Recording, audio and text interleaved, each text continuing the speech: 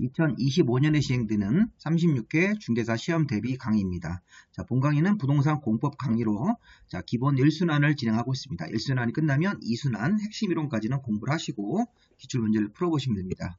자, 국토계획법의 12번째 테마는 개발행위 허가라는 부분입니다. 자, 국토계획법에서는 이 12번 테마 앞에까지가 도시관리계획입니다.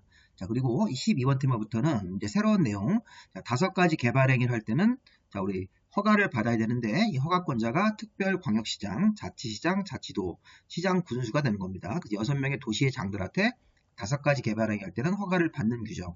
자, 먼저 개략적인 개요를 보면 이 공부 순서입니다. 개발행위 허가에 들어가보면 다음 어느 하나의 행위를 할 때는 여기 특별광역시장, 자치시와 자치도, 시장군수한테 허가를 받아야 되는데 이 개발행위는 5가지가 정해져 있습니다. 그래서 5가지 내용을 한번 쭉 보시는 겁니다. 개략적으로. 그리고 허가를 안 받는 또 예외가 있네요. 이 개발행위를 하더라도 대표적으로 건축물의 건축 이런 걸 하더라도 재해 복구를 위한 응급조치라든가 그 밖에 이제 규모가 작은 그런 개발행위 할 때는 허가를 안 받고 할 수 있습니다. 자, 허가 신청을 내면 허가 절차가 15일 안에 허가 불허가 처분을 하도록 되어 있습니다. 허가 신청을 내면 15일 안에 허가 불허가를 결정해서 통지하도록 되어 있죠. 이런 것들을 한번 이렇게 개략적으로 한번 보는 겁니다. 이 공부 순서를 잡기 위해서. 그다음에 이제 허가 기준은 이 개발행위 허가 신청을 내면 이 5가지 까다로운 기준에 모두 맞아야지 허가가 나가는데 이 양가로 1번에서 양가로 5번까지 하나라도 걸리면 이게 불허가 처리가 되는 것입니다. 그래서 개발행위 허가 기준은 이 5가지 기준을 모두 통과해야 됩니다. 자, 개발행위 허가의 제한은 국토부 장관이나 특광도지사나 시장군수가 이게 5가지 사유 중에 하나가 걸리면 개발행위를 허가를 신청해도 허가를 안 내줄 수 있는 허가 제한 조치를 할 수 있다는 것입니다. 그래서 이 5가지 사유가 있을 때는 개발의 허가 신청이 있더라도 여기는 허가 제한 지역입니다. 이렇게 해서 허가 신청을 거부하거나 허가가 안 나가는 경우 이런 식으로 해석하시면 되겠습니다. 그래서 허가의 제한까지. 자, 그 다음에 우리가 성장관리계획구역, 우리 용도지역상 녹지지역, 관리지역, 농림지역, 자연환경보전지역은 앞으로 개발할 가능성이 있는 그런 지역에 대해서 이런 녹지관리, 농림, 자연환경보전지역 같은 미개발지에서 앞으로 이제 개발 가능성이 있는 지역이면 성장관리계획구역을 정할 수 있습니다. 자, 성장관리계획구역은 따로 보시고 최근에 여기가 시험 문제 자주 나오는 부분이기 때문에 뒤에 가서 자세히 설명을 드릴 겁니다. 자, 1순환 규제는 이런 순서로 되어 있으니까 이런 내용들을 이제 강의를 듣고 자주 반복해서 보시셔야 됩니다. 그래야지만 이게 숙지가 되고 기출문제를 풀 수 있는 그런 것이 되는 겁니다. 자, 먼저 우리 개발행위 허가의 대상부터 보겠습니다. 자, 이미지를 먼저 보시면 건축물의 건축, 공작물 설치, 물건의 적재 1개월 이상, 토지 형질 변경, 토석의 채취, 토지 분할이라고 합니다. 자, 일명 우리 건물 짓고 물건 쌓고 이게 토 이런 식으로 이제 우리가 암기를 하는데, 자, 일단 우리 건축물의 건축, 자, 우리나라 국토 토지에서 건축물의 건축 그러면 우리가 일반적인 건축물의 신축을 생각하면 되는데, 나중에 뒤에 가서 건축법 가서 배웁니다. 우리 건축이라는 행위는 신축, 증축, 개축, 재축 같은 것들이 포함이 됩니다. 통상적으로 신축은 아무것도 없는 땅에다가 새로 짓는 거 신축, 증축은 기존 건물의 면적이나 그 높이 같은 거를 이제 증가시키는 게 증축이죠. 그래서 개축이나 재축은 기존 건물을 해체하거나 건축물이 멸실됐을 때 같은 규모로 다시 짓는 것, 개축, 재축. 자, 어쨌든 우리가 건축물의 건축 그러면 신축, 증축, 개축, 재축이 포함되는데, 자, 그런 행위를 하려면 토지 위에서 기본적으로 개발의 허가를 받아야 되고, 자, 공작물, 비닐하우스라든가 철탑 같은 공작물을 설치할 때도 허가를 받아야 됩니다. 건축물의 건축, 공작물 설치. 자, 물건의 적재. 자, 우리 물건의 적재는 이 목재, 석재, 드럼통, 컨테이너 같은 그런 물건을 특정한 토지에서 1개월 이상 적재할 때는 허가를 받아야 됩니다. 자, 좀 이따 자세하게 볼 건데, 자, 물건을 목재, 석재 같은 것들을 1개월 이상 적재할 때는 허가를 받아야 된다. 건물의 건축, 물건의 적재 1개월 이상. 우리 시험 문제에서 물건을 15일 정도를 적재할 때는 허가를 안 받는 것이다. 이런 식으로 이렇게 문제를 낸 적도 있습니다. 맞는 지문입니다. 자, 물건을 14일, 15일 적재할 때는 기간이 너무 짧기 때문에 허가가 될 필요는 없는데 특정한 장소에서 물건을 1개월 이상 적재할 때는 개발행위 허가라는 걸 신청해서 받아야 됩니다. 자, 그 다음에 토지 형질 변경이 있고 토석의 채취가 있고 토지 분할이 있죠. 자, 토석 채취는 말 그대로 흙, 모래, 자갈, 바위를 채취하는 겁니다. 우리가 공사용 자재를 쓰기 위해서 흙, 모래, 자갈이 필요한데 그런 것들을 채취할 때도 개발행위 허가라는 걸 받아야 되고 토지 형질 변경이랑 혼동하시면 안 됩니다. 자, 우리 토지 형질 변경은 땅을 파는 거 절토입니다. 절토. 흙이 이렇게 움뿍 나온 곳은 자, 이런 언덕 같은 부분은 절토 같은 게 필요하고, 이렇게 땅에 들어간 부분들은 흙을 메꿔서 성토. 성토는 이제 메꾸는 겁니다. 그러니까 절토는 흙을 깎아내는 거고, 성토는 움푹 들어간 곳을 메꾸는 거고, 정지는 울퉁불퉁한 땅을 평평하게 고르는 겁니다. 자, 포장은 도로 포장 같은 거 생각하시면 되겠고, 매립이라고 하는 것은 강이나 하천을 매립해서 육지로 만드는 건데, 자, 이런 절토, 성토, 정지, 포장, 매립이 모두 형질 변경에 들어갑니다. 자, 시험 문제에서 자, 절토나 성토는 허가 대상이지만 포장이나 매립은 허가 대상이 아니다 그러시면 틀립니다. 기본적으로 절토, 성토, 정지, 포장, 매립이 다 형질 변경에 들어가시는 겁니다. 아까 건축할 때도 건축의 신축, 증축, 개축, 재축이 포함되듯이 토지 형질 변경에도 이런 것들이 포함이 되는 것입니다. 그 밖에 흙모래, 자갈바위 채취, 토석 채취, 토지 분할 같은 것들이 있죠. 그래서 우리가 5가지 개발행위가 있고, 이 분할은 토지를 분필하는 겁니다. 분필. 분필도 일정한 규모보다 면적이 작으면 개발행위 허가라는 걸 받아야 됩니다. 자, 그러면 이제 하나씩 좀 자세히 봐야 되는데, 일단 개발행위 허가 대상 그러면 5가지가 허가를 받는 겁니다. 자, 다음 개발행위를 하려는 자는 특별시장, 광역시장, 자치시장, 자치도지사, 시장 군수에게 개발행위 허가를 받아야 된다. 자, 그런데 이 5가지 개발행위는 건축물의 건축, 공작물 설치, 아까 물건의 1개월 이상 적재, 토지 형질 변경, 토속의 채취, 토지 분할입니다. 조금 세부적인 사항들이 있죠. 설명을 드릴 겁니다. 중요한 거는 뭐냐면 이 5가지 개발행위를 할 때는 허가권자한테 6명 허가권자한테 허가를 받아야 되는데, 자, 이게 되게 중요한 조항이 나왔습니다. 도시계획 사업인 경우에는 그러하지 않다. 건물의 건축이나 물건 적재나 토지 형질 변경 이런 것이 도시계획 사업 목적일 때는 공익사업이기 때문에 허가를 받는 것이 아니라는 겁니다. 이거 시험 되게 중요합니다. 자, 시험 문제 나올 때는 도시군계획사업, 도시계획사업이 3종류가 있다는 것까지 아셔야 돼요. 자, 우리가 이제 도시계획 시설 사업이 이전 강의에서 배웠던 도시계획 시설 그러면 이게 도로나 공원이나 하천 같은 거 만드는 사업입니다. 도로, 공원, 공항, 항만, 하천, 녹지 여러 가지가 있는데 이런 도시계획 시설, 즉 기반시설이 도시관리계획 결정이 되어서 도시계획시설로 인정되고 해당 사업을 시행하는 것은 이게 도시계획 사업이기 때문에 개발행위 허가를 안 받습니다. 자, 우리 도시개발 사업은 앞으로 또 배울 겁니다. 도시개발 사업은 신도시를 만드는 사업입니다. 미개발지인 논밭에다가 신도시 사업 같은 거 할 때는 도시개발 사업이라는 걸 해서 도시개발 구역을 정합니다. 그 다음에 이제 우리가 구도시는 재건축, 재개발 같은 정비 사업을 하기 위해서 정비구역을 정하고 정비 사업을 하는데, 정비 사업은 도시계획 사업, 도시개발 사업도 도시계획 사업이고, 그 다음에 도시계획 시설 사업 같은 경우도 이런 도시계획 사업에 들어가기 때문에 자, 개발행위 허가 대상이 아니죠. 그래서 우리가 기본적으로 도시군계획 사업인데 줄여서 도시계획 사업이라는 말도 필요 했는데 정확한 표현은 도시군계획 사업입니다. 일반적으로 강의할 때는 그냥 도시계획 사업이라고 호칭을 하겠습니다. 자, 어쨌든 자, 5가지 개발행위 할 때는 허가권자한테 미리 개발행위 허가를 받아야 된다. 개발행위 하기 전에 도시계획 사업 이런 3종류 중에 하나로 이렇게 인정이 되면 개발행위 허가라는 걸 무조건 안 받습니다. 이건 공익사업이기 때문에 허가 대상이 무조건 허가 대상에서 제외가 되는 것입니다. 자, 5가지 개발행위는 건축물의 건축, 아까 얘기했듯이 신축, 증축, 개축, 재축 같은 걸 포함해서 건물의 건축일 때는 기본적으로 개발행위 허가를 받고, 자, 원칙입니다. 공작물, 자, 인공을 가하여 제작한 시설물이 비닐하우스, 철탑 이런 것들인데, 자, 이런 공작물을 새로 설치하는 것도 허가 대상이 되는 것입니다. 뭐 특별한 건 없네요.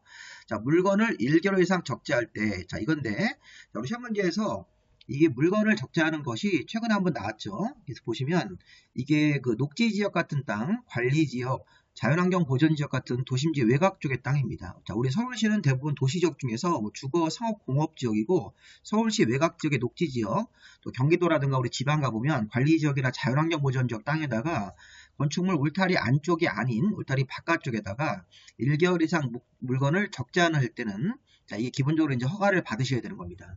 자, 시험의 포인트는 농림지역은 허가 대상에서 제외된다. 이것만 기억하시면 돼요. 농림지역은 농사 짓는 사람하고 임업에 종사하시는 분들이 있는데, 자, 우리 농림지역에서 농사 짓는 분들, 임업에 종사하시는 분들이 계시는데, 자, 그분들이 해당 농업이나 임업을 위해서 물건을 적재할 때는 1개월 이상 되더라도 허가 대상에서 제외됩니다. 자, 우리 공법은 농사 짓거나 뭐 임업, 어업에 종사하는 사람에 대해서는 여러 가지 허가 기준에서 빼주는 경향이 있습니다. 이게 일반적으로 1차 산업에 대해서 규제를 좀 완화하는 차원에서. 자, 그래서 이런 녹지지역, 관리지역, 자연환경보전지역 같은 도심지 외곽지, 용도지역 중에서 물건을 1개월 이상 적재할 때는 허가를 받아야 되는데 농림지역은 허가 대상에서 제외된다. 자, 이게 시험 문제에서 나왔던 것들입니다. 자, 그 다음에 이제 토지 형질 변경, 절토, 땅을 깎아내는 거, 성토는 메꾸는 거, 정지, 울퉁불퉁할 땅을 평평하게 고르는 거죠. 포장, 공유수면 매립이 있는데 자 이런 5가지 기본적인 개발행위는 토지 형질 변경이므로 허가 대상에서 제외된다. 자 그런데 보세요. 절토, 성토, 정지를 하더라도 법정된 경작, 자 우리 경작은 농사 짓는 겁니다. 자 농사 짓는 목적의 절토, 농사 짓는 목적의 성토 이렇게 나오시면 이거 허가 대상에서 제외가 됩니다. 자 읽으시면서 이 파란색 부분들이 포인트인데 노란색 글씨는 허가 대상에서 제외되는 것이다. 이렇게 우리가 기억을 하셔야 됩니다.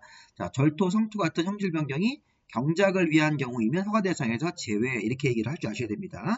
농림지역에서는 물건을 1개월 이상 적재하더라도 허가 대상에서 제외 이런 식으로 연습을 한번 보시는 겁니다. 자, 우리가 이제 공법 기본 강의 일선할 때는 한번 일단 보세요. 우리 처음 하신 분들은 설명을 한번 들어오시고 눈으로 잘 따라만 오시면 됩니다. 자, 그러면 토성의 채취, 흙물의 자갈바위 등의 채취니까 뭐 특별한 건 없고요. 자, 우리 토지 분할은 정상적이지 않은 비정상적인 분할일 때 허가를 받는 것입니다. 자, 일단 여기 1번은 그냥 참고로 보셔야 되겠습니다. 이건 나중에 우리가 이제 이순할 때 보셔도 되는 거니까. 자, 중요한 건 2번하고 3번의 시험 문제 많이 나오는데, 자, 우리 건축법의 57조에 가보면 분할 제한 면적이라는 게 있습니다. 자, 분할 제한 면적은 주거지역은 60, 상업지역은 150, 공업지역 150, 녹지지역 200 이렇게 잡혀 있습니다. 그럼 그 면적보다 미만으로 분할하는 것은 이 안 좋은 형태의 분할, 비정상적 분할입니다. 그래서 이게 허가 대상이 되는 건데 이거 설명을 이렇게 한번 들어볼게요. 자, 여기 땅이 이렇게 있습니다. 전체가 자 80, 50을 이렇게 합쳐가지고 이게 원래 하나의 대지입니다. 130입니다. 이게 점선을 경계로 해서 토지를 분할을 해서 분필을 하는 겁니다. 자, 그런데 여기가 주거지역인데 전체가 130이었는데 자 80, 50으로 분할해서 땅 주인이 50을 다른 사람한테 팔고 싶은 겁니다. 자 이렇게 분할할 때는 허가를 받아야 됩니다. 왜냐하면 주거지역 기준 면적이 60입니다. 60보다 여기 미만으로 분할됐습니다. 자 왼쪽에 80은 괜찮은데 이 50 부분이 60보다 미만 이렇게. 자 그런데 이 오른쪽을 보시면 전체가 130인데 65, 65로 분할하면 각각 분할된 각각의 면적이 60이라는 기준보다 이상이기 때문에 이런 경우는 허가를 안 받습니다.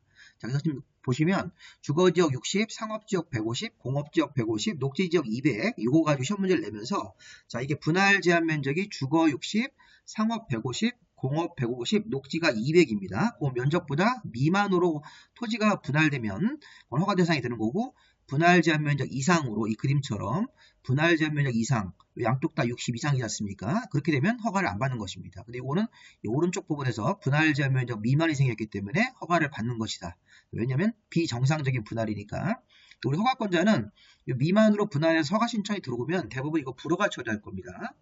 자, 또 하나의 분할은 관련 인허가를 안 받고 행하는 너비가 5m 이하의 분할인데 토지 너비가 5m 이하 분할은 이 그림을 보세요. 자, 토지가 지금 자, 세로 길이가 8m, 가로 길이가 50이라는 큰 토지가 이렇게 있었습니다. 근데 이거 토지를 분할할 때 이렇게 분할을 해야 정상적인 건데 이 점섬처럼 이렇게 분할을 하면 이거는 허가 대상이 된다는 얘기입니다. 그래서 보시면 이게 50하고 8m짜리 토지를 이렇게 분할을 해버리면 4m하고 50m가 한쪽 너비가 5m 미만이 나와버립니다. 근데 이제 이걸 갖다가 세로로 분할하면 8m, 25m, 8m, 25m 이런 식으로 분할하는 거는 정상적인 분할이기 때문에 허가 대상이 아니고 이 오른쪽 같은 경우는 허가 대상이 된다는 것입니다. 그래서 이런 부분들을 요 글씨로 확인할 때는 분할 제면적 미만, 너무 작은 면적으로 분할하는 거, 이건 한쪽 너비가 토지 한쪽 너비가 5m 이하로 분할되면 이렇게 좁고 긴 모양의 토지가 나오기 때문에 모양이 안 좋아서 허가 신청을 받으러 오라는 겁니다. 자, 그래서 이 다음 어느 하나의 분할 중에서 건축법에 나중에 또 배우실 겁니다. 건축법의 57조에 가보면 분할 제한 면적이 있는데 미리 봤어요. 주거지역 60, 상업지역 150, 공업지역 150, 녹지지역 200제곱미터보다 미만이 되게 토지가 분할되면 허가 대상이 되는 거고, 자, 어느 토지라도 이상이 된다면 허가 대상에서 제외됩니다. 자, 너비가 5m 이하로 분할되는 것도 이런 그림처럼 이게 토지 모양이 이렇게 좁고 긴 모양이 나오기 때문에 허가 대상이 되는 것이죠. 이렇게. 자, 이렇게 우리가 지금 보신 게 자, 개발의 허가 대상을 건물의 건축, 공작물 설치, 녹지관리, 자연환경 보존 지역에서 물건을 1개월 이상 적재 쌓아두는 겁니다. 자, 절토성토, 정지포장, 매립 같은 토지 형질 변경도 기본적으로 허가를 받아야 되는데 농사랑 관련된 경작을 위한 형질 변경은 허가 대상에서 제외. 농림지역에서 농사 짓는 사람들이 있기 때문에 허가 대상에서 제외, 물건 적재도 이런 것들을 한번 예외로 빼는 것입니다. 자, 토석 채취 있었고요. 그 다음에 토지 분할도 여기 해당되는 분할을 잘 인식하시기 바랍니다. 자, 근데 이제 문제는 뭐냐면 허가를 우리가 신청을 하고 허가받은 사항을 변경할 때도 변경 허가입니다. 자, 이것도 시험 문제에 나왔던 지문입니다. 자, 허가받은 사항을 변경할 때도 기본적으로 변경 허가를 받아야 되는데 다음에 경미한 사항의 변경은 변경 허가를 안 받고 행위 후 통지만 하면 되는 겁니다. 행위 후 통지. 자, 이게 뭐냐면 사업기간을 단축하는 겁니다. 사업기간이 만약에 뭐 3개월이었었는데 그런 걸 좀 단축을 한다든가 사업의 부지 면적 또는 건축물을 건축할 때 연면적, 공작물의 어떤 그런 사이즈가 5% 이내에서 축소하는 변경. 자, 중요한 건 이런 겁니다. 자, 사업기간의 이게 단축, 연장이 아니라 단축입니다. 연장할 때 허가를 받아야 됩니다. 변경 허가를. 사업기간의 단축, 사업의 부지 면적이나 건축물의 연면적 같은 사이즈가 5% 이내로 축소할 때 또 확장되면 안 됩니다. 사업의 부지 면적이 확장되지 않고 축소하는 걸 때 이렇게 줄어드는 거는 변경 허가를 안 받는 케이스가 있습니다. 자, 제가 강조하는 거는 허가를 안 받는 걸 찾는 겁니다.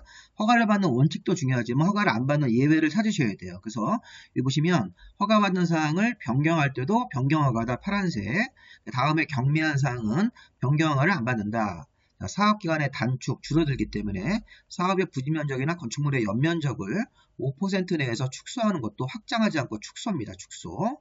그런 경우는 변경허가를 안 받는 것. 자, 시험 문제에서 이 부분이 많이 나왔습니다. 1번, 2번 같은 지문들이. 허가 예외 행위를 좀 더 자세하게 보도록 하겠습니다. 자, 재해복구나 재난수습을 위한 응급조치는 우리 금방 본 대로 재해복구를 위한 응급조치니까 허가 안 받고 할 수 있구나. 대신 이건 행위 후 1개월 안에 개발행위 허가를 안 받는 대신 1개월 안에 신고는 해야 됩니다. 자, 일단은 허가를 안 받는 행위로 분류하시면 되겠습니다. 자, 두 번째는 건축법상 신고 대상 건축물의 개축, 증축, 재축인데 자, 우리는 건축법을 아직 안 배웠기 때문에 제가 미리 알려드리겠습니다. 건축법상 신고 대상이면 이게 바로 사이즈가 85제곱미터 이내입니다.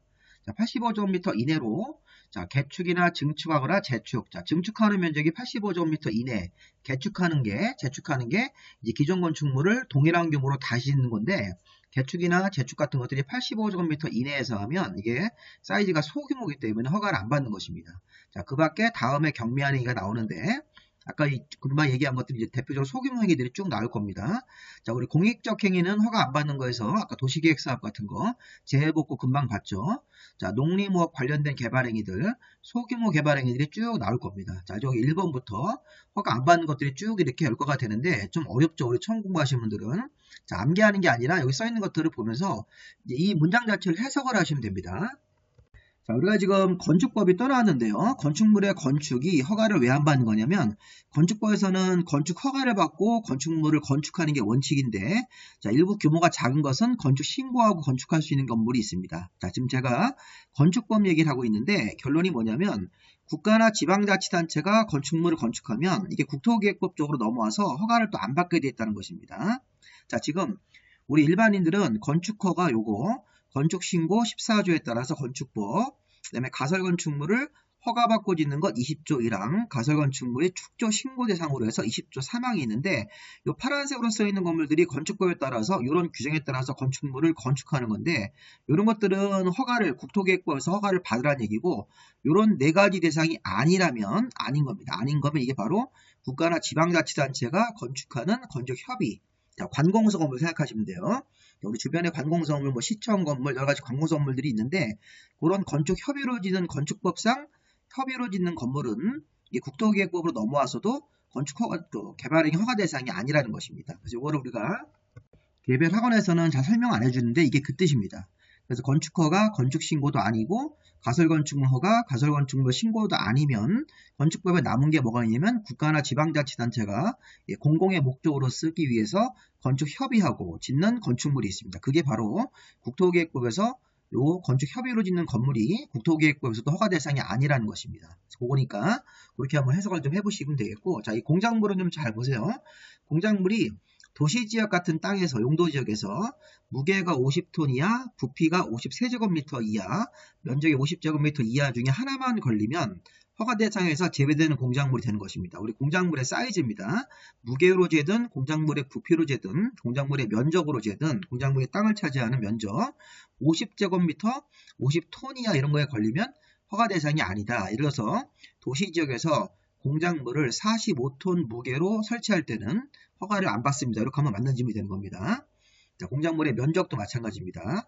자, 또 하나는 여기 보시면 녹지관리 농림지역 같은 땅에서 특히 이제 농림어업용 비닐하우스, 자, 농사 짓는 게 또 나왔네요. 자, 비닐하우스가 원래 공작물이라서 허가를 받아야 되는데 농림어업용 비닐하우스는 농사 짓는 데 필요한 비닐하우스니까 허가를 받지 않는다. 다만 이게 어업용 비닐하우스라고 하더라도 육상에 설치하는 육상 어류양식장으로 쓰는 비닐하우스는 허가 안 받는 항목에서 제외가 되므로 이거는 또 허가를 받는 것입니다. 이게 또 시험 문제 한번 예전에 한번 나왔던 질문입니다. 자, 결론. 농림어업용 비닐하우스는 허가를 안 받는데 다만 육상어류 양식장용 비닐하우스는 허가 안 받는 비닐하우스에서 제외되므로 이건 허가를 또 받는 게 되는 것이죠. 자, 우리 공작물에서 어떤 무게나 부피나 면적으로 50톤 이하, 자, 농림어업용 비닐하우스 같은 것들은 허가를 안 받습니다. 다만 육상어류양식장용 어업용 비닐하우스는 허가를 받아야 됩니다.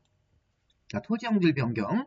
자, 절토성토 정지가 50cm 이내요. 자, 절토성토 정지가 50cm 이내면 허가를 또 안 받는 거예요. 50cm 이내. 이런 걸 보실 때도 높이나 깊이가 50cm 이내로 절토성토면 이게 경미한 사이즈이기 때문에 소규모 사이즈니까 허가를 안 받는 것입니다. 자, 그 다음에 이제 조성이 완료된 기존 대지에다가 건축물을 설치하려고 형질 변경을 하는 건데 이거는 형질 변경을 2번 하기 때문에 두 번째 형질 변경은 허가 대상에서 제외가 되는 것입니다. 이게 무슨 말이냐면 자, 조성이 완료됐다는 얘기는 이미 형질 변경이 끝났다는 거예요. 토지공사가 형질 변경을 미리 완료한 그런 뜻입니다. 그래서 조성이 완료된 이미 형질 변경이 1차적으로 끝난 대지에서 건축물을 설치하기 위해서 추가적으로 형질 변경을 한 번 더 하는 겁니다. 포장 같은 거 이런 거 할 때는 두 번째 형질 변경이기 때문에 허가 대상에서 제외됩니다. 자, 그리고 마지막으로 국가나 지방자치단체가 공익상 직접 시행하는 형질 변경일 때는 공익이란 말이 들어가 있죠.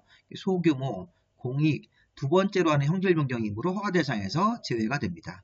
자, 토지 분할도 사도 개설 허가, 사도를 만들기 위해서 허가받고 분할하는 거. 자, 사도 개설이면 개인 땅에다가 도로를 만드는 건데 여러 사람들이 다 할 수 있기 때문에 이것도 일종의 목적은 공익 목적으로 볼 수 있습니다. 자, 토지 일부를 공공용지로 하기 위한 분할. 그 다음에 도시계획시설 같은 거로 들어가서 지형되면 고시가 나오고 토지가 분할되는 것 이런 거. 자, 그 다음에 행정재산 용도 폐지. 우리 행정재산, 일반재산은 국유재산입니다. 국가가 가지고 있는 재산을 행정재산을 용도 폐지하면서 분할하거나 일반재산을 매각하기 위한 분할은 일반재산, 행정재산이 다 이게 국유재산이기 때문에 국가가 하는 공익적인 분할로 해석할 수 있습니다. 자, 사도개설허가 공익, 토지 일부를 공공용지로 하기 위한 분할도 공익적인 목적. 행정재산을 용도 폐지하면서 분할하는 것, 일반재산을 매각하기 위한 분할도 공익적인 목적이고, 자, 토지가 도시계획시설로 들어가서 지형되는 고시가 나오고 분할할 때도 도시계획시설 같은 공익적인 시설을 설치하기 위한 분할이기 때문에 허가대상에서 제외가 되는 것입니다. 마지막으로 이 미음번은 아까 허가를 받아야 되는 분할을 반대로 해석한 거네요. 자, 건축법 57조의 1항에 나오는 분할 제한 면적 미만이면 허가를 받는 거지만 이렇게 지금처럼 이상으로 분할되기 때문에 허가 대상에서 제외가 되는 것입니다. 자, 여기 추가라고 써 있는 것들은 우리 교재에 없는 내용이니까 추가적으로 이렇게 쓰시면서 메모하시면서 보시 바랍니다. 자, 그래서 우리가 토지를 기본적으로 토지에서 개발행위 할 때는 허가를 받아야 되는데 허가를 안 받는 것들이 쭉 나오고 허가 안 받는 것들이 이런 식으로 이렇게 기본 개요를 잡고 이게 공익적인 행위인지 재해복구인지 농사 관련된 개발행위인지 농업 관련된 행위인지 소규모인지를 쭉 보셔서 허가 안 받는 것들을 한번 눈에 익혀보시기 바랍니다. 처음에는 좀 어렵습니다. 이렇게 소규모 사이즈, 농사 짓는 비닐하우스 이렇게 또 소규모로 절도 성토, 국가나 지자체가 공익적으로 하는 토지형질 변경, 그 다음에 공익적인 토지 분할 이렇게 한번 쭉 이렇게 눈으로 해석 한번 해보시기 바랍니다. 자, 두 번째 이제 개발행위 허가의 절차입니다. 자, 우리 개발행위 허가 신청이 들어가면 자, 15일 안에 허가 불허가 처분을 해야 하고 허가 불허가 처분을 하고 나서 이거를 서면, 종이 서면 같은 거나 국토이용 정보체계라는 전자문서 형태로 알려줘야 됩니다. 그래서 우리가 15일 안에 허가 불허가 처분을 하고 허가서 같은 것들을 서면으로 이렇게 또는 이 정보체계 같은 걸 알려주거나 이런 불허가 사유 같은 것들을 서면이나 국토이용 정보체계로 알리는 것까지가 15일이 되는 겁니다. 자, 최근에 시험 문제에서 이 15일을 계산할 때 허가하면서 내부적으로 관청 내부적으로 협의하거나 심의기간 같은 게 있을 때는 그거를 제외하고 15일이기 때문에 실제 실무에서는 협의나 심의기간이 또 15일이 걸린다 그러면 요거 15일에다가 요거 15일을 합쳐가지고 30일 정도 걸리는 경우가 있다는 것입니다. 자, 시험에서 조금 이건 심한 내용인데 자, 협의나 심의기간 같은 것들을 제외하고 15일 안에 허가 불허가 사유 같은 것들을 서면이나 국토이용 정보체계로 알려줘야 됩니다. 이렇게 둘 중에 하나로. 허가 처리 기간이 15일 걸리겠네요. 일단은 협의나 심의기간 같은 것들은 제외하고요. 그래서 개발행 허가 신청을 내면 허가 통지가 15일 안에 이렇게 두 개로 이렇게 결정돼서 나가겠죠. 허가증이 나가든지 불허가 통지가 나가겠습니다. 그런데 허가할 때는 조건부 허가하고 이행보증이라는 게 있습니다. 자, 개발행 허가를 내주는데 어떤 조건을 붙여서 갈 수도 있고 이 조건 이행이 못 믿어오면 이런 보증금 같은 거를 또 예치하게 할 수도 있습니다. 자, 이런 조건부 허가 같은 거나 이행보증금 같은 거를 예치사유에 해당되면 이런 것들도 추가적으로 요구할 수 있고, 자, 그 다음에 허가 통지를 받고 나서 공사 착수한 다음에 공사가 완공되면 이 준공검사라는 걸 받습니다. 자, 준공검사를 받고 나서 이런 이행보증금은 문제가 없기 때문에 이제 반환을 시켜줘야 되는 거죠. 자, 일단 무슨 말인지 한번 보겠습니다. 여기 조건부 허가라는 게 있는데, 허가권자는 허가 신청자 의견을 들어서 자, 기반시설의 설치, 위해 방지, 환경오염 방지, 경관이나 조경 등 해가지고 여러 가지 조건 같은 것들을 선택을 하거나 뭐 두 개의 선을 이렇게 묶어서 조건부로 개발행위 허가를 할 수 있습니다. 그래서 우리 개발행위를 하면서 자, 공사 끝난 다음에 경관이나 조경 같은 것들을 잘 완비해 놔라 이런 식으로 개발행위 공사하면서 환경오염 방지, 먼지가 많이 날리면 먼지 같은 거 방지 대책 같은 거 세워라 이렇게, 아니면 기반시설을 설치해라 이런 식으로 추가적인 조건 같은 것들을 붙일 수가 있습니다. 그래서 우리 기반시설의 설치, 위해 방지, 환경오염 방지, 경관 조경을 우리 줄여서 조경 등의 조건부 허가라고 부릅니다.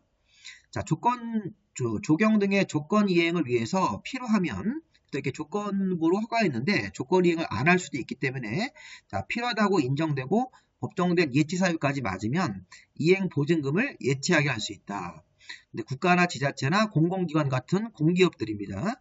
국가나 지자체, 공공기관, 공공단체 같은 우리 국가나 지자체는 행정청이고 공공기관, 공공단체는 공기업들인데 이런 사람들이 개발행위 허가할 때는 조건부 허가 하더라도 이행보증금은 납부하지 않습니다. 이 사람들은 믿을 만한 사람들이기 때문에 자, 우리 공부를 하실 때 조경 등에 그러면 아까 우리 조건이 5가지가 예시가 되어 있었죠. 기반시설의 설치, 위해 방지, 환경오염 방지, 경관, 조경 등에서 조경 등의 조건부를 허가할 수 있고 조건 이행이 못 믿어오면 그래서 필요하다고 또 인정이 되고 그 다음에 법정된 예치사유까지 맞으면 이행보증금도 예치하게 할 수가 있습니다. 다만 개발행위자가 국가나 지자체, 행정청이라든가 공공기관, 공공단체 같은 공기업일 때는 이행보증금을 납부하지 않습니다.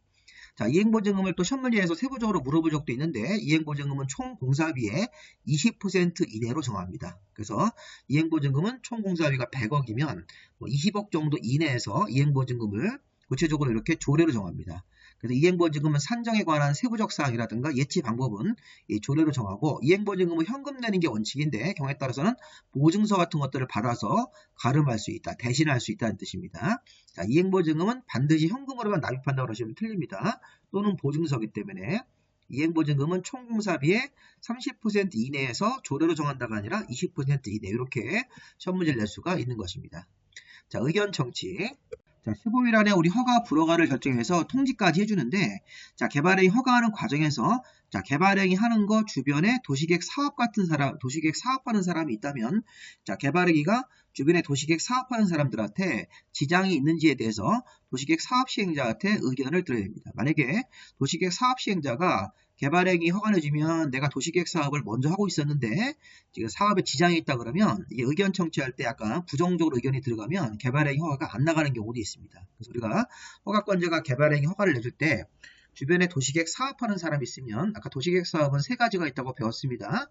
자, 그 도시계획 사업 시행자한테 미리 의견을 들어서 이 의견 청취 과정에서 이 도시계획 사업에 방해가 되면 이 개발행위가 허가가 안 나가는 경우도 있습니다. 이제 바로 내용을 보겠습니다. 자, 여기까지 우리가 이제 15일 안에 허가 불허가 조경 등의 조건부허가 이행보증금이라는 걸 배운 겁니다. 이행보증금도 조건이 맞으면 예치하게 할 수 있다. 그 다음에 주변에 도시계획 사업 시행자가 있으면 도시계획 사업 시행자 의견을 들어야 됩니다. 자, 이번에 이제 세 번째 개발행위 허가의 기준. 자, 이번에는 허가 기준을 보겠습니다. 자, 세 번째 파트 허가 기준은 개발행위 허가 신청한 내용이 다음 5가지 기준에 모두 맞는 경우에만 허가나 변경 허가를 해야 됩니다. 자, 5가지 기준 중에서 하나라도 위반 사항이 있으면 불허갑니다. 자, 우리 금방 배운 거. 자, 도시계획 사업에 지장이 없어야 된다. 개발행위 하는데 주변에 도시계획 사업하는 사람이 있으면 의견을 물어보고, 자, 이게 사업에 지장이 있다 그러면 개발행위 허가가 안 나갑니다. 세 번째 기준에 걸리기 때문에. 그래서 개발행위가 주변에 도시계획 사업하는 사람이 있으면 거기에 지장이 없다고 의견이 와야 됩니다. 자, 그리고 우리 예전에 배웠던 도시관리계획이 있었죠. 도시관리계획의 세부 내용이나 성장관리계획 같은 행정청이 만든 계획에 어긋나지 않아야 됩니다. 자, 그리고 자, 여기 보시면 요 4번하고 5번은 어떤 참고사항인데, 자, 보시면 이런 게 있어요. 주변 환경이나 경관과 조화를 이뤄야 된다. 여기 문장이 쭉 긴데 다른 건 다 필요 없고, 주변 환경이나 경관하고 조화를 이뤄야 되고, 또 개발행위 하면서 기반시설의 설치 또는 용지 같은 것들의 확보 계획이 적정해야 된다. 기반시설의 설치 같은 게 어려우면 개발행위 허가를 안 내줄 수 있죠. 4번, 5번 기준도 맞아야 되고 2번, 3번도 맞아야 되는데, 특히 1번은 토지 형질 변경입니다. 이 토지 형질 변경은 면적 기준도 맞아야지만 허가를 내줄 수 있습니다. 자, 여기 보시면 개발의 허가를 받으려면 1번까지 포함해서 5가지 기준에 모두 맞아야 됩니다.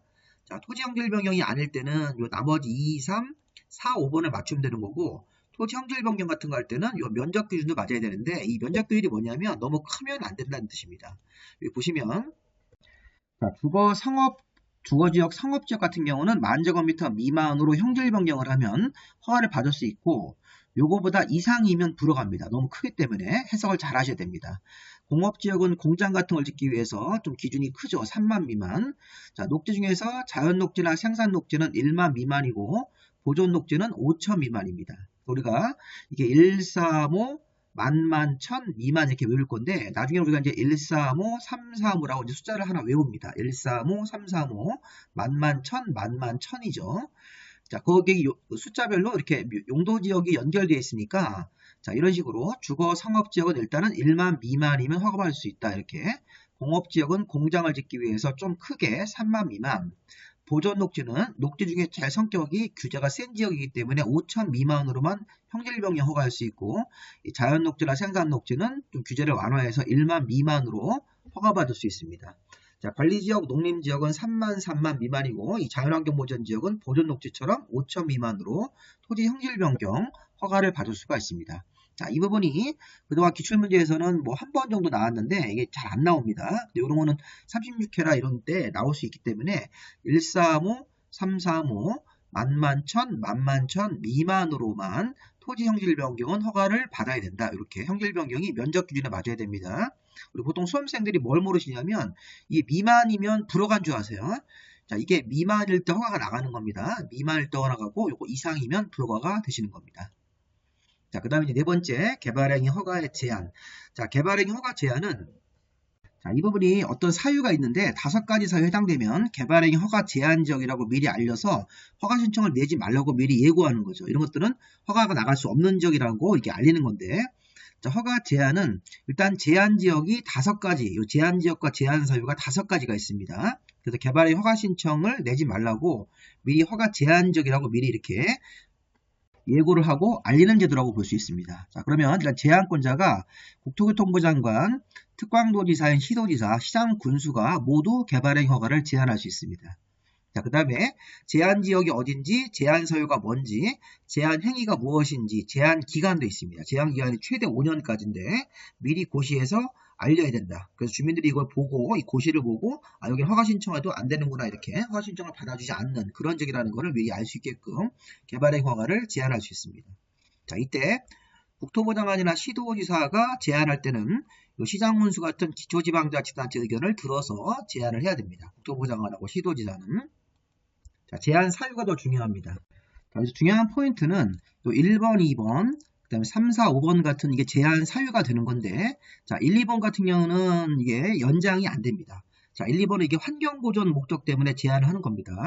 자, 녹지지역이나 계획관리지역 같은 데서 일단 신경 쓰지 마시고, 수목이 집단적, 나무가 집단적으로 생육하고 있거나 조수류, 야생동물들이죠. 서식처라든가 우량농지가 있습니다. 그러면 자, 이렇게 수목을 보호하고 조수류 같은 이런 야생동물들을 보호하고 우량농지의 보전을 할 필요가 있을 때는 개발행위 허가를 제한할 수 있다. 여기 한번 보세요. 최초로 제한할 때는 이 제한 조치는 되게 중요하기 때문에 도시계획위원회 심의를 거쳐서 한 차례만 3년 이내로 제한할 수 있다. 다만 제한 사유 중 3, 4, 5번만 한 차례만 2년 정도 이내로 연장할 수 있다. 제한 기간을 연장을 할 때는 심의를 거치진 않고, 그럼 처음에 제한할 때는 심의 거치지만 연장을 할 때는 심의 안 거친다는 것도 정리를 해야 되고, 개념이 처음에는 3년 제한하고 연장은 2년입니다. 근데 중요한 거는 연장할 때는 1, 2번은 안 되고 3, 4, 5번만 제한을 연장할 수 있습니다. 개발행 허가 제한을 연장하는 것은 3, 4, 5번이 굉장히 중요한 겁니다. 이거 3, 4, 5번만 제한을 연장할 수 있다. 자, 일단 1번. 자, 읽으실 때 수목, 조수류, 우량농지 보존이 필요할 때는 허가를 최초 심의를 거쳐서 3년까지만, 3년 이내에 있기 때문에 최대 3년까지만 제한할 수 있는 것이죠. 2번도 주변의 환경이나 경관, 미관, 국가유산 같은 게, 국가유산이 문화재입니다. 주변에 환경, 경관, 미관, 문화재 같은 게 있을 때 이게 개발행위 때문에 오염될 우려가 있을 때도 허가를 심의 거쳐서 3년 정도 이내로만 제한을 하고 연장은 안 됩니다. 다만 여기 이제 3, 4, 5번을 보세요. 자, 도시기본계획이나 도시관리계획을 관청이 수립하고 있는 지역입니다. 이거는 관청이 내부적으로 어떤 계획을 수립하고 있다. 4번, 지구단위 계획구역이 지정되면 우리 앞에서 배운 대로 지구단위 계획이라는 걸 만듭니다. 또 여기 기반시설 부담구역 아직 안 배웠는데 기반시설 부담구역 정해졌을 때도 어떤 계획이 나옵니다. 그럼 이거는 도시관리계획을 수립하고 있는 지역, 행정청이 어떤 계획을 수립하고 있고, 4번에 지구단위 계획구역 지정된 지역도 지구단위 계획이라는 것을 내부적으로 만들고 있고, 여기 5번도 기반시설 부담구역 정해져가지고 어떤 내부적으로 어떤 계획을 수립하고 있기 때문에 이런 경우는 환경보호 목적이 아니라서 처음에 3년 정도 이내로 제한을 하고, 이 3, 4, 5번 같은 경우는 한 차례만 2년 정도 이내까지 연장할 수 있다. 최대 3 플러스 2이기 때문에 5년까지 제한을 할 수 있습니다. 3, 4, 5번은. 그래서 1, 2번은 환경보호는 연장이 안 되고, 3, 4, 5번 도시기본계획이나 도시관리계획을 수립하고 있는 지역, 지구단위계획구역 지정된 지역들, 기반시설 부담구역 지정된 지역들은 행정청 내부적으로 어떤 계획을 수립하고 있기 때문에 계획이 완성되고 시행될 때까지는 개발행 허가를 제한할 수 있습니다.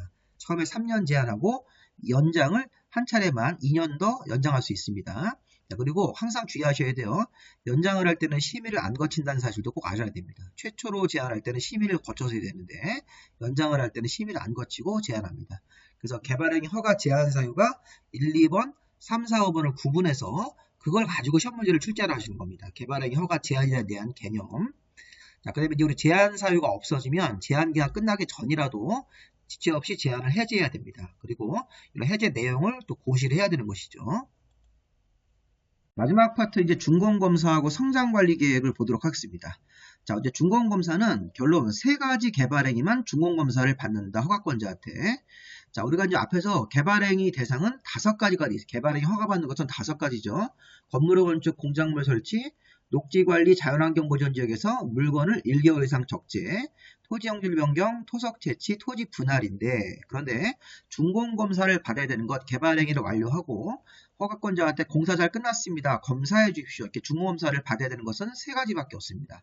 자, 중요한 포인트가 이겁니다. 여기서 자, 토지의 분할, 토지를 분필하는 거하고 물건의 적재는 땅을 파는 공사, 이런 게 없습니다.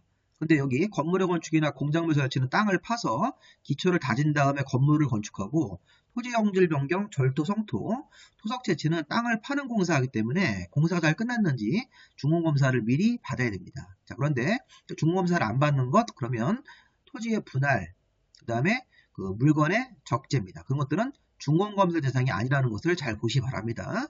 자, 물론 이제 건축물의 건축이 건축법에 따라서 미리 사용 승인을 받으면 준공검사를 받은 것, 이건 예외인데 받은 것으로 보고 준공검사를 안 받는 예외가 있는데 이거 그냥 참고로 보시기 바랍니다. 이거는 이제 우리 이순환 때 설명을 제가 드리도록 하겠습니다.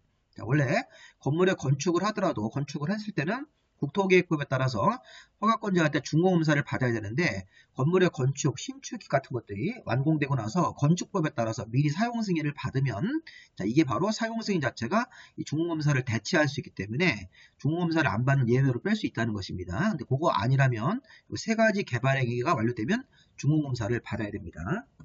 자, 다음은 성장관리계획구역과 성장관리계획이라는 걸 추가로 보도록 하겠습니다. 최근에 이거 시험 문제가 나오는 부분이기 때문에 자, 우리 한마디로 성장관리계획구역을 먼저 정하고 지정을 하면서 이제 성장관리계획을 만들어서 난개발 방지하는 계획이 바로 성장관리계획인데, 자, 특별광역 자치시와 자치도 시장문수 같은 이 개발행위 허가권자는 자, 용도지역상 녹지지역, 관리지역, 농림지역, 자연환경보전지역이 현재는 미개발지인데 앞으로 이제 조금 개발할 가능성이 있으므로 이런 녹지관리 농림 자연환경 보전지역 중에서 일부 지역이 향후 시가화가 예상되는 지역이라고 판단이 들면 거기 해당되는 이 예상되는 지역에다가 전부 일부에다가 성장관리계획구역을 정할 수가 있습니다. 자, 그래서 우리가 시험 문제 첫 번째 포인트는 성장관리계획구역은 녹지관리 농림 자연환경 보전지역이 미개발지인데 현재는 앞으로 시가화가 예상되는 지역이라면 거기 범위를 잡아서 해당 지역 전부나 일부에다가 성장관리계획구역을 정할 수 있다. 여기 주거, 상업, 공업지역은 안 되고 녹지, 관리,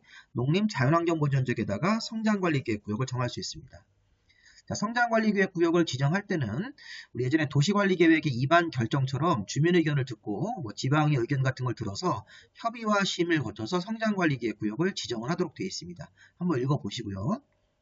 자, 그 다음에 여기 특별광역자치시와 자치도 시장문수가 성장관리계획구역을 지정할 때 법정된 내용을 포함해서 성장관리계획까지 수립을 해야 되는 것입니다. 자, 그러니까 성장관리구역을 지정하면서 같이 이렇게 성장관리계획을 수립해야 된다고 보시면 되겠습니다. 자, 문제의 포인트는 뭐냐면 이 성장관리계획이 수립이 되면 건폐율이나 용적률이 완화가 됩니다. 자, 이게 이제 시험 문제인데, 자, 우리 이제 기본학습할 때 조금 어려울 수 있습니다. 자, 우리 예전에 계획관리지역에 성장관리계획 수립이 가능하죠. 자, 계획관리지역에다가 성장관리계획 구역을 정하고 성장관리계획을 수립하면 건폐율이 50% 이하로 커집니다. 자, 원래 계획관리지역은 40%밖에 건폐율이 안 나오죠. 자, 기억나시나 모르겠네요. 계획관리지역 원래 40%밖에 안 되는데 성장관리계획 수립이 되면 40% 이하에서 50% 이하로 커집니다. 자, 그리고 이 생산관리, 농림, 생산녹지, 자연녹지에도 성장관리계획이 수립이 되면 그러면 원래가 이게 다 20% 이하밖에 안 되는 지역인데 30% 이하로 그러니까 10% 증가가 됩니다. 성장관리계획이 이런 좋은 점도 있다는 것입니다. 자, 이거 좀 기억이 안 되실 것 같으면 우리 예전에 건폐율 기준 한번 보실까요? 예전에 55, 66, 57 주거지역, 상업지역 9887, 공업지역 모두 777, 녹지지역 222, 자, 관리지역은 224, 22였었죠. 농림자연까지. 자, 계획관리지역이 40% 이하인데 이렇게 계획관리지역이 원래가 40% 이하밖에 안 주는데 건폐율이 성장관리계획 수립이 되면 50% 이하까지 건폐율이 커질 수 있습니다. 자, 생산관리, 농림, 생산녹지, 자연녹지는 모두 20% 이하인데 성장관리계획 수립이 되면 30% 이하까지 커집니다. 여기 생산관리지역 여기 있었죠. 생산관리지역, 농림지역, 생산녹지, 자연녹지는 모두 20% 이하밖에 안 되는데 성장관리계획 수립이 되면 30% 이하까지 용적률이 이제 건폐율이 커지는 거죠. 용적률도 있습니다. 자, 용적률도 자, 용적률은 요 계획관리 지역만 완화시켜주면 되겠습니다. 성장관리계획 수립이 되면 용적률이 다음 규정에 따라서 이 용적률 범위 안에서 조례로 정하는 건데, 자, 계획관리 지역 용적률이 원래 100% 이하인데 성장관리계획 수립이 되면 이게 4분의 1이 증가가 돼서 25% 증가돼가지고 125% 이하로 늘어납니다. 자, 그래서 우리가 여기 보시면 성장관리계획이 들어가서 자, 이거 외우시는 건 나중에 하셔도 됩니다. 시험 문제가 나오는 부분이겠지만 이렇게 50% 이하까지 30% 이하까지 건폐율이 원래 거에서 늘어나는 거고, 용적률도 원래 계획관리적이면 이게 100% 이하밖에 안 되는데 용적률 그런데 이게 늘어나죠. 125% 이하까지로. 자, 이런 식으로 성장관리계획이 들어가면 건폐율과 용적률이 일부 늘어나는 경우가 있구나. 자, 이렇게 보시면 되겠습니다. 자, 우리 문제 한번 이제 풀어보고 마무리하겠습니다. 자, 농림지역에 물건을 1개월 이상 쌓아두는 행위는 개발의 허가 대상이 아니다. 자, 맞는 지문이죠. 34의 문제입니다. 녹지지역, 관리지역, 자연환경보전지역에서 물건을 쌓아두는 것이 허가 대상이지 농림지역은 허가 대상이 아니다기 때문에 맞습니다. 자, 도시계획 사업에 따라서 10층짜리 건물을 건축할 때는 이 도시계획 사업이면 이 개발행위 할 때 층이라든가 이런 거 따지지 않고 허가 대상이 아닙니다. 공익사업이기 때문에 도시계획 사업에 의한 개발행위는 층 같은 거 안 따지고 허가 대상이 아니다 이렇게 해야 됩니다. 자, 세 번째, 허가를 받은 건축물을 연면적 5% 범위 안에서 연면적이라든가 땅의 부지 면적을 5% 범위 안에서 축소하는 것은 개발행위 허가를 안 받는 것입니다. 그냥 허가 안 받고 끝나는 거죠. 변경 허가 같은 거 필요 없다 이렇게 신고사항이 아닙니다. 그냥 허가 안 받고 신고도 안 하는 겁니다. 틀린 지문입니다. 35회 때 시험 문제입니다. 그래서 허가받은 사항을 변경할 때도 변경 허가인데 사업의 부지 면적이나 건축물의 연면적을 5% 범위에서 축소기 때문에 변경 허가를 안 받는다. 그리고 신고도 필요 없는 것입니다. 자, 개발행위 허가할 때는 주변에 도시계획 사업에 지장이 있는지에 대해서 자, 확인해가지고 의견 같은 걸 들어보고 문제가 없을 때 허가를 해주는 거기 때문에 자, 도시계획 사업에 지장이 없어야 된다. 허가 기준으로 맞습니다. 동그라미. 자, 주거, 성업, 공업지역, 녹지지역은 성장관리 요거 계획입니다. 주거, 성업, 공업, 녹지지역은 요 수정을 했습니다. 성장관리계획 수립 대상이 아니다. 요건 잘 생각하셔야 돼요. 주거, 성업, 공업지역은 성장관리계획 수립 대상이 아니지만 이 녹지지역은 성장관리계획 구역을 정하고 성장관리계획을 수립하는 대상이 되기 때문에 이건 전체적으로 이 네 가지가 모두 성장관리계획 수립 대상이 아니라고 했기 때문에 이건 틀렸습니다. 자, 이건 틀렸습니다. 녹지지역은 성장관리계획 수립 대상이 되기 때문에 자, 토지 분할을 위한 개발행위 허가를 받고 토지를 분할했습니다. 분할은 서류상의 분할을 한 겁니다. 자, 이런 거는 중공업사 대상이 아니죠. 중공업사는 땅을 파는 공사, 건물의 건축이나 공작물 설치, 토지 형질 변경, 토석 지시 세 가지만 중공업사를 받기 때문에 토지 분할은 중공업사 대상이 아닙니다. X입니다. 자, 여기까지 좀 강의가 길었습니다. 이 개발행위 허가 부분이 두 문제까지 나올 수 있기 때문에 잘 공부해 보시기 바랍니다. 자, 여기까지 마무리하겠습니다. 수고하셨습니다.